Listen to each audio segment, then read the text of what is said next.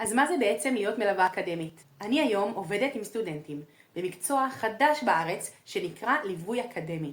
סטודנטים מקבלים עבודה סמינריונית, או שהם צריכים לכתוב מצגת ולעשות פרזנטציה בכיתה.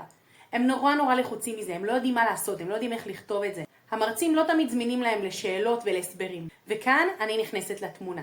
אני לא כותבת עבורם את העבודה היא מקורית שלהם, אבל אני מדריכה אותם בשיטה מיוחדת שלי, שפיתחתי אותה אחרי הרבה זמן ומאמץ של לימודים והשתלמויות וקורסים שהוצאתי עליהם מאות אלפי שקלים, כדי לפתח את השיטה שלי שעובדת בכל פעם. יש לי תבניות עבודה, יש לי אבני דרך שאני עוברת אותם אחת אחרי השנייה, וככה אני יכולה להתחייב לסטודנטים, שאם הם עובדים לפי השיטה שלי, הם יקבלו בסוף ציון של מעל 80 בעבודה שלהם.